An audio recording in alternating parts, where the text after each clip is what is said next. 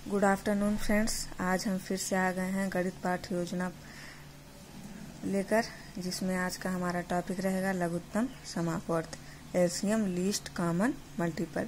इससे पहले हम लोग फ्रैक्शन भिन्न पर देख चुके हैं, तो चलिए आज का टॉपिक शुरू करते हैं। सबसे पहले हो जाएगा विद्यालय का नाम, उसके बाद कक्षा 7। हम लोग कक्षा 7 के लिए बना रहे हैं, तो कक्षा 7 वर्ग में आप लोग कुछ भी लिख सकते हैं, जरूरी नहीं है भाषा कुछ भी।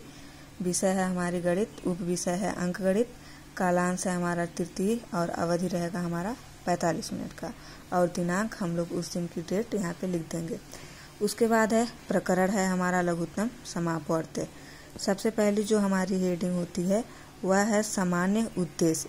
इसमें हम लोग 5 से 6 पॉइंट लिख सकते हैं, जिसमें पहला है छात्रों में गणित विषय के प्रति रुचि उत्पन्न करना, छात्रों में तार्किक शक्ति का विकास करना, छात्रों को दैनिक जीवन में गणित की उपयोगिता को बताना, छात्रों में अनुशासनात्मक गुणों का विकास करना, छात्रों को गणित की शर्तों व नियमों का बोध कराना।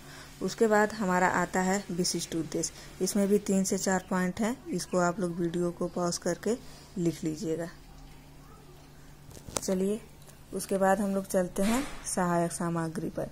तो सहायक सामग्री में हो जाएगा चाक, डस्टर, गिनती, पहाड़ा का चार्ट पेपर हो, लपेट श्यामपट्ट इत्यादि। उसके बाद आता है हमारा पूर्व ज्ञान, कि जो टॉपिक हम पढ़ाने जा रहे हैं उसमें बच्चों को पहले से क्या क्या ज्ञान होना चाहिए। तो छात्र कम से कम साधारण गुणा भाग की जानकारी रखते हैं। उसके बाद हमारा आता है प्रस्तावना प्रश्न। इसमें हम ऐसे बना लेंगे कॉलम, क्रम संख्या, छात्र अध्यापक या छात्र अध्यापिका कथन, फिर छात्र छात्रा क्रिया। इसमें हम लोग ऐसे 4 से 5 पॉइंट लिख लेंगे जो इस प्रकार हैं, इसको आप लोग देख लीजिएगा। इसके बाद हमारा उद्देश्य कथन होगा, बच्चों आज हम लोग लघुत्तम समापवर्त एलसीएम का विस्तृत अध्ययन करेंगे।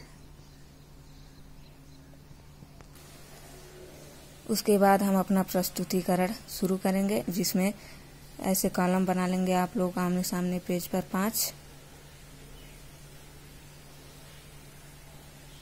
जिसमें हो जाएगा शिक्षण बिंदु, छात्र अध्यापक या छात्र अध्यापिका कथन, छात्र छात्रा क्रिया, प्रयुक्त विधियां और श्यामपट्ट कार्य। तो सबसे पहला शिक्षण बिंदु जो होगा वह होगा हमारा अपवर्त, जिसको इंग्लिश में कहते हैं मल्टीपल।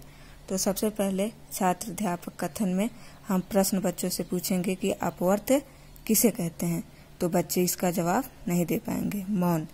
तो उसका हम लोग स्पष्टीकरण करेंगे, बच्चों को बताएंगे कि किसी संख्या का अपवर्त ज्ञात करने के लिए उसे प्राकृतिक संख्या से गुणा करते हैं, और जो संख्याएं प्राप्त होती हैं वे उस संख्या के अपवर्त कहलाते हैं। जैसे हमें 2 का अपवर्त चाहिए तो 2 का टेबल, 3 का चाहिए तो 3 का, 4 के अपवर्त 4 के मल्टीपल हो जाएंगे, 4 को 4, 4 दूनी 8, ऐसे करके। उसके बाद इसको छात्र ध्यान से सुनेंगे और देखेंगे। और पहले हम प्रश्न पूछे थे तो प्रश्नोत्तर विधि, फिर स्पष्टीकरण किए उसका तो स्पष्टीकरण विधि, फिर श्यामपट्ट पे हम लोग वही लिख देंगे। ऐसे करके फिर हमारा दूसरा हो जाएगा समापवर्त। फिर उसमें भी हम प्रश्न पूछेंगे तो बच्चे नहीं बता पाएंगे, फिर उसका हम स्पष्टीकरण करेंगे, फिर उदाहरण भी देंगे, फिर छात्र छात्रा क्रिया में लिख देंगे। आप लोग इसको देख लीजिए, वीडियो को रोक के आप लोग लिख लीजिएगा।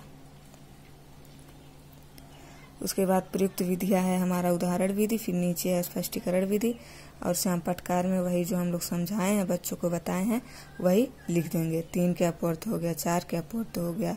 फिर यहाँ हम लोग समापवर्त के बारे में बताए हैं, तो यहाँ समापवर्त का उदाहरण हो गया, जैसे 2, 3, 4। समापवर्त का मतलब होता है कि जो सभी में कॉमन हो, उसको हम समापवर्त कहते हैं। एक बार आप लोग फिर से इसको देख लीजिए।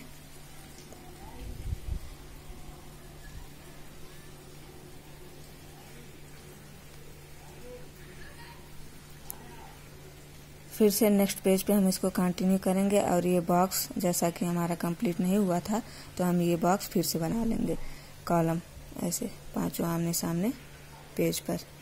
उसके बाद हमारा आ जाएगा लघुत्तम समापवर्त, मतलब least common multiple.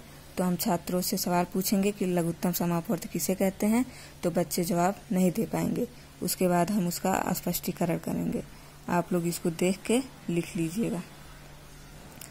Least common multiple लघुत्तम समापवर्त का मतलब होता है कि जो जैसे हम लोग समापवर्त निकालेंगे कॉमन, जो सब में कॉमन रहेगा, उसमें सबसे छोटा कौन है, वह होता है हमारा लघुत्तम समापवर्त। इसको आप लोग पढ़ लीजिएगा तो समझ में आ जाएगा।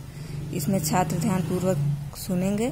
प्रयुक्त विधि है हमारी उदाहरण विधि, हम लोग उदाहरण से इसको श्यामपट्ट कार्य में इसको उदाहरण लिख देंगे। इसको आप लोग देख लीजिए।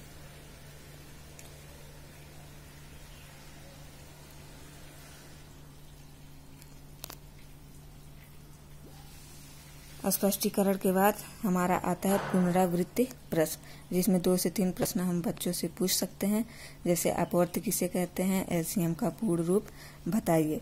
पुनरावृत्ति प्रश्न जैसे कि पहले के भी वीडियो में हम आप सबसे बता चुके हैं कि इसमें जैसा कि आप सब जानते हैं 40 से 45 मिनट का हमारा टाइम होता है, तो इसमें बच्चे का ध्यान इधर उधर न भटके, इसलिए बीच बीच में क्लास में घूम घूम कर हमें प्रश्न पूछ लेना चाहिए। तो इनको क्या कहते हैं, पुनरावृत्ति प्रश्न। और मूल्यांकन प्रश्न किसको कहते हैं, इसमें जो शिक्षक होता है वह अपने लिए करता है कि जो हम पढ़ाए हैं उसका बच्चे जवाब दे पा रहे हैं कि नहीं, अर्थात हमारा शिक्षण कार्य सफल हुआ या उसमें कुछ सुधारने की जरूरत है। तो जैसे कभी कभी एग्जामिनर भी ये पूछ सकता है कि पुनरावृत्ति प्रश्न और मूल्यांकन प्रश्न में क्या अंतर है, तो आप लोग इसको अच्छे से देख लीजिएगा। पुनरावृत्ति हम लोग छात्रों से पूछते हैं कि उनका ध्यान न भटके, और मूल्यांकन प्रश्न में शिक्षक स्वयं के लिए करता है, खुद का मूल्यांकन करता है कि बच्चों को कितना समझ में आया। और सबसे लास्ट में हमारा आता है होमवर्क, गृह कार्य। तो इसमें हम लोग जो पढ़ाएं उसी में से होमवर्क दे देंगे बच्चों को। जैसे 8 और 12 का लघुत्तम समापवर्त लिख कर लाना है, दूसरा है 24 और 36 का लघुत्तम समापवर्त लिख कर आना है। वीडियो अच्छी लगी हो तो लाइक, सब्सक्राइब और शेयर जरूर करिएगा, और देखने के लिए आप सबका बहुत बहुत धन्यवाद।